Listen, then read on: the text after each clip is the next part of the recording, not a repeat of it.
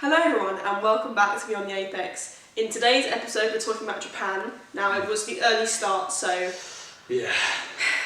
one to really delve into, and also we've literally just been talking about Red Bull not doing its obviously, as you can tell, we have just filmed the Singapore one. That's how we're going to be filming them. In Singapore, obviously Red Bull wasn't a good weekend for them, but obviously we're back. That didn't last long. And they are constructors champions. Yes, absolutely. So congrats to Red Bull. Yeah, massive congrats. I mean, what a season for them. What a season. I mean, it's just been so good, not consistent, but consistent. Yeah. But I think they're going to be trying to aim for that 1,000 points. I think so. Definitely. I think it's possible. It'll be incredible if they do. I think people are looking at the car and just going, it's easy for them. They don't realise that every weekend, week in, week out, they have to be on top of the game. Pit stops, setup, car setup, everything. They have to be on top of the game. And being able to win the championship by this point is unbelievable. It is unbelievable. I mean, it's just, it's something we probably won't, it's not normal to see that. No, it's not. And I don't think we will be seeing it anytime soon. Obviously, 2024, we say this at the start of every season, but 2024 does look like it will be a season that is a lot closer. McLaren increasing pace, Mercedes increasing pace. Apparently there's rumours that Lewis went back to the factory and said that the changes that he's been asking for are being implemented in the new car. So hopefully Ferrari will hopefully have pace, Aston Martin will hopefully have pace. I'm not saying it's going to be a 5-car battle for the title, but I'm saying it could be, but I'm saying that wins, more diverse wins might happen. Definitely, I agree. Yeah, absolutely. I mean, again, though, it is still not a horrific weekend for Checo. Oh my god, it was horrible. I think the worst weekend we've ever seen from him in his career. Yeah, I agree. It was those 15 laps, everything that happened. I think he went through 3 front wings. That K-Mag incident was horrific. It genuinely, it looked like he just forgot he was driving for a second and just went into the back of him. Which is quite concerning, because we said kind of a similar thing about last weekend. We did, and it's not good to see, because especially from a top team. And look, contracts can be bought out. Yeah. Lando is being heavily looked at by Christian and Helmut, which I'm worried about, because personally I don't want him to go to Red Bull. Yeah. But is his seat at risk? I think after his past 2 weekends, it could be. I think it's going to take a lot. It's going to take a lot. He needs to have another few. I think if he loses P2 in the drivers, that would be a very big turning factor, because Red Bull have never had a 1-2 in the drivers in their career, in their whole history. Yeah. So they really want that stat. And if Lewis catches up Checo, my God, in a car like this, there will be questions about his seat. There definitely will. I think so. And like you said, contracts can be bought out. Contracts can be, as we both know doing a law degree, contracts can be bought out. And there is always a possibility. But another utterly dominant weekend from Max. Absolutely. It was the gap to Lando was 19.3 seconds at the end, which apparently him and GP put a bet on at the start of the weekend. It was 20 seconds, so GP was celebrating at the end because he won the bet. What a weekend. What a weekend. Back to the top. Back to the schedule again. Yeah. Okay, so on to Ferrari. I mean, not a bad weekend. It wasn't. They had the 3rd quickest car, and they could somewhat keep with the McLarens for sure. It was an okay weekend. And their main battle is obviously the Mercs, because they want to get P2 in the constructors, which I think will be a very good battle towards the end of the season. I think so. It's going to be close. It was good from Carlos to get George at the end, and obviously Leclerc had a very solid race. Absolutely. It was just.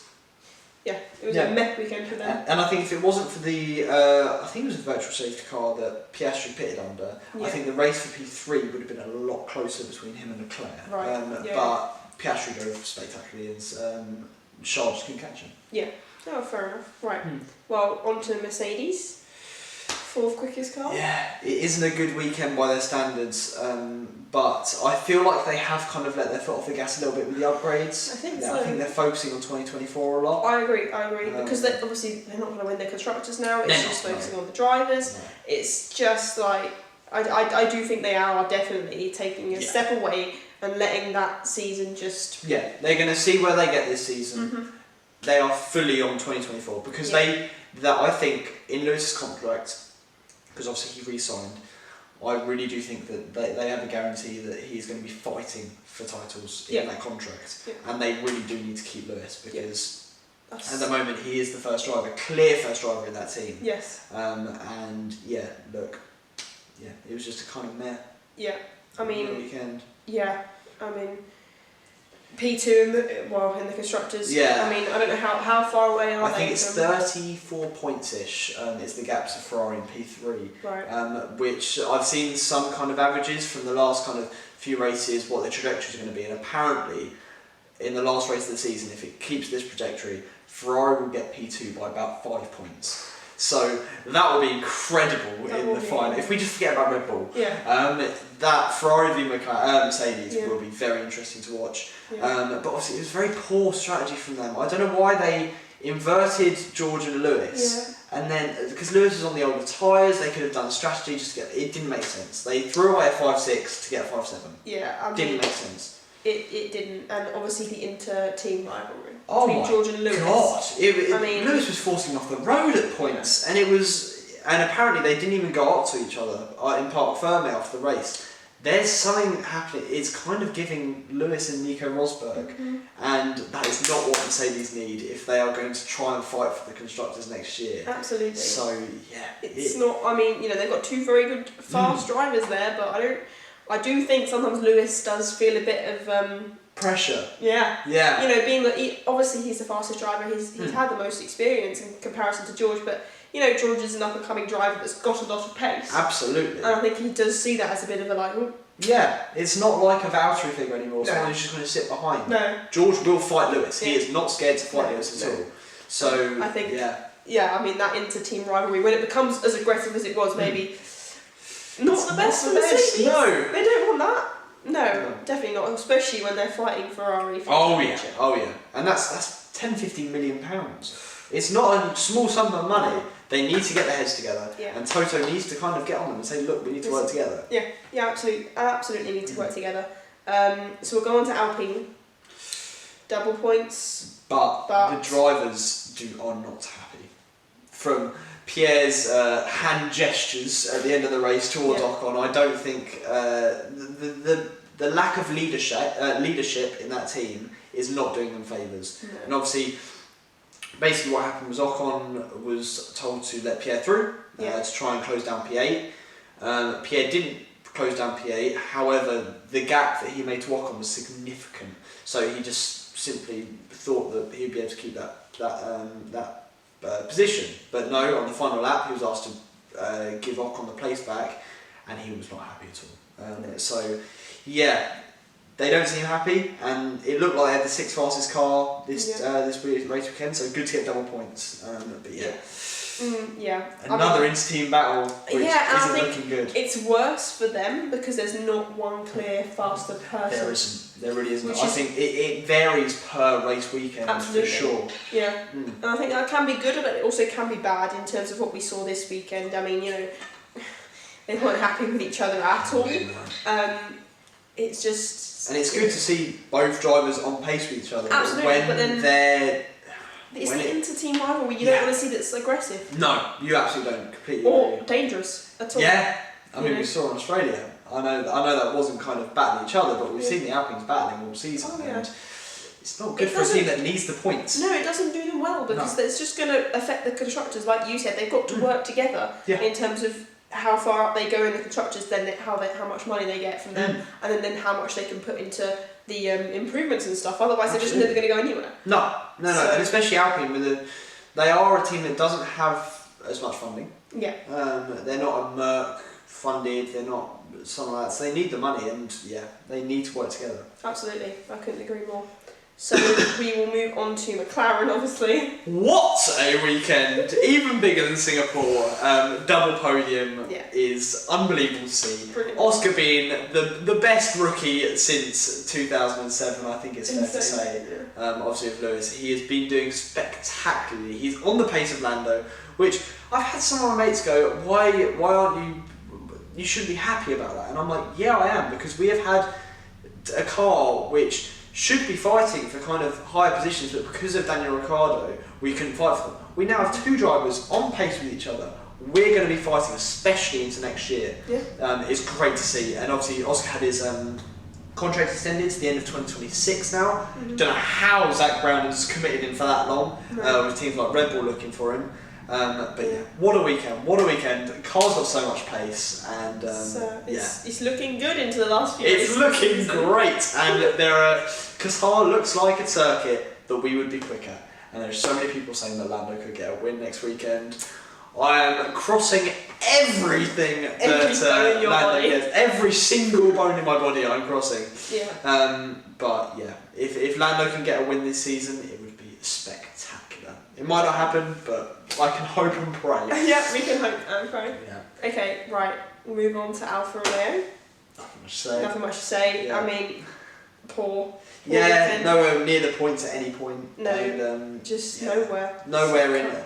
I think they both went out of Q1 as well. Yeah. And that just says it all, really. I mean, not much else to say. Not much else to say, yeah. It's similar to last weekend, it's just meh.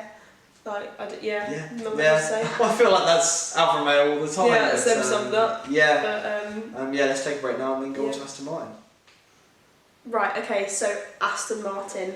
I mean, 5th fastest car. It looks like it, yeah. Obviously, Alonso had a great start on the softs. Yeah. Up the inside of turn 1, which is it's a devilish corner to go up the inside of. Yeah. But yeah, 5th fastest car it looks like, and then obviously Stroll again out of points, nowhere. No. I mean, it's a shame because we really did see them battling like for the top constructors at the start of the season. We thought they were. I think I remember in one of our first podcasts we were like the battle between Aston Martin and Merc for P2 is going to be so interesting, and then Aston Martin it seemed like they developed at the start of the season and then just stopped. Stopped around Spain time. Yeah. And it's just like it's a shame to see, but yeah. I mean, hopefully next year they come with a great car, but at the moment it's 5th fastest car. Yeah, no, absolutely. So Haas. Yeah. I mean, Magnussen definitely had the edge. Definitely, and I think we said this last podcast as well. Magnussen is starting to get his own over Nico. Obviously, Nico is a little bit stronger in quality sometimes. Obviously, Magnussen out-qualified him this weekend, but it always seemed like Nico had the edge on quality, and then Magnussen had the edge in the race. Yeah. But they have 2 good cars now, and I'm kind of seeing Gunther's kind of thought process for extending both of their contracts. Yeah. But yeah, they will be looking forward to Austin because they were off the pace. Definitely. It was due to the tyre struggles. Obviously, a high deg circuit as well like Japan doesn't help the tyre struggles. Yeah. But yeah, they will be looking forward to Austin. Yeah, they definitely will. I mean, just a meh weekend overall for them. It's a meh weekend. Yeah. But looking up. Looking up, definitely. Okay, so AlphaTauri. I mean, I would say another great weekend. Yeah, I mean, P11 and P12? P11, P12, obviously Lawson ahead of Yuki. Obviously did that, but he was battling Yuki at the start, got ahead of him. He's really putting his stamp down, and yeah, Lawson is doing so well in their AlphaTauri. I mean, I said this last time and I'll say it again, I'm so impressed with Lawson. So impressed. How he has performed in that car. I mean, obviously we're talking about Oscar being probably the best rookie since Lewis Hamilton. Yes, yeah. But, you know, Lawson's doing so well. And it's the fact that he hasn't had pre-season testing. Yeah. He hasn't done any testing in the new era of cars. And he has just got in the car 3 race weekends, I think, because it was Zandvoort, or 4 weekends now. 4 weekends in the car, and he's just performing so well. So well. It's incredible to see, it really is, but like, it does make the point of, you know, if he doesn't get the seat for next year, it's going to be a bit of a shame. Well, it was confirmed this weekend that he's not. It's going to be Liam. It's not going to be Liam. It's going to be Tsunoda and Ricciardo for next season, which doesn't make sense to me. It really doesn't. I said it last podcast. I explained it all, but it doesn't make sense. It feels like a marketing play for Ricciardo. Yeah. They didn't really get a gist of how fast Ricciardo was in the 2 races that he did. And yeah, it really doesn't make sense. It's a shame, but we have said before, as we said previously, contracts can be bought out. Contracts can be bought. We saw with De Vries. So if Daniel doesn't perform to some, you know, they could make the decision to put him in the car. Absolutely. But obviously that's not what we want to see. We want to see Lawson get the seat. But we want to see him have time in the car to get used to it to then be able to improve. Absolutely. But obviously there has also been rumours this weekend that we thought it was going to be Hugo Boss Balls Racing next year because it's changing. However, there has been rumours that Adidas are trying to take over the team as well. Christ. So we don't know what that team's going to be. It's not going to be AlphaTauri. That's all we know about. But yeah, so apparently in Liam's contract, he has signed a contract with the team with Red Bull to be their reserve, and apparently there are rumours there is a guarantee he will be in there for 2025. Yeah. What we can take from that, we don't know. We don't know. But it's good signs for Liam. I think his lawyers would have been straight on that to put some sort of guarantee, because anything can happen in Formula 1. Yeah. If Iwasa has a great Formula 2 season next year, who knows what's going to happen. Exactly. But yeah. He needed to make that guarantee. He did need to make that guarantee, and I would be highly suspicious of the fact that it is in that contract. Christian Horner's been very quick to kind of gun down those rumours. Yeah. But yeah, it does look like he's going to be in that seat for 2025, which he deserves. From the 4 races that he's been in, he's also going to be racing in Qatar. We've had confirmation of that. They're kind of taking it slow on Dane's recovery. Which is right, and we hope it gets better soon quickly. Apparently it's quite a major break. But yeah, it's Liam, if he gets in the points in Qatar, it will just show how much more they need to get him in for 2025. Otherwise they could lose him. They could easily. I mean, yeah, we see that across the whole grid. You know, it's a really competitive environment. Everyone wants the best people, so you know, it's they can't just hold him there on reserve forever. Because he can go. Yeah. He could go. He could do an Albon, go to Williams. He could. Who knows? Okay, well on that note, we'll talk about Williams. Yeah.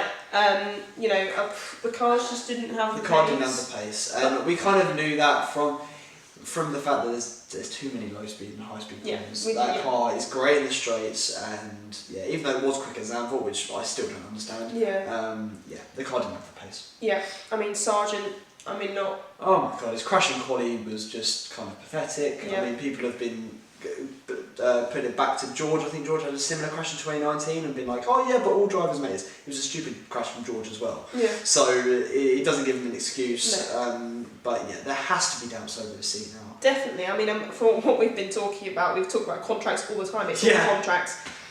But obviously, it's so competitive, and you can't not perform. You can't afford to not perform because, I mean, look at Nick de Vries. Yeah, look at any situation like that. You need to perform week in, week out, especially for a team like Williams. Oh, because 100%. if they had another driver like Albon, let's say for instance, they had a Sonoda, they had a Lawson, they had someone like that who was on Albon's pace, they would be fighting Alpine for P6. That's how quick this car has been on certain race weekends.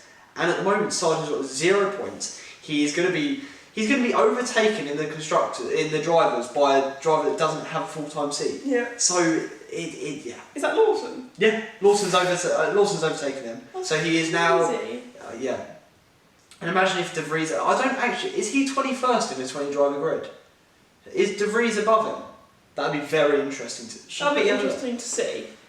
Quickly talk for a second. Yeah. Okay. Yeah, so not the best weekend from Not the best weekend, no. I mean, they haven't had pace. I mean, talking about last weekend, they just haven't. I mean, it's just been a bit of a weird. It has been, and hopefully they are kind of they're putting more into next year. But apparently there has been rumours that unfortunately because of Sargent's crashes, they're having to redistribute facilities to make repairs for the car rather than focusing on upgrades. So it is kind of. Let's have a look. It does. No, unfortunately, De Vries is not above Sargent, but that would have been hilarious. Yeah, he is 20th, and that's not looking good for Williams. It's not looking good for Williams. They need a better driver in there, and Sargent needs to show improvements, otherwise he's going to lose that seat. Yeah, definitely. I agree. Well, that is a wrap. Yeah. And yeah, we hope you enjoyed. Also, next weekend, Qatar Sprint weekend as well. Oh, I miss the sprint weekends. I do. Yeah. So it's going to be very interesting on a track that we haven't been there for a while. Yeah. And I'm very, very excited. McLaren should have pace as well. Lando for the win! Yeah, Lando for the win! Right, so yeah, we will see you then.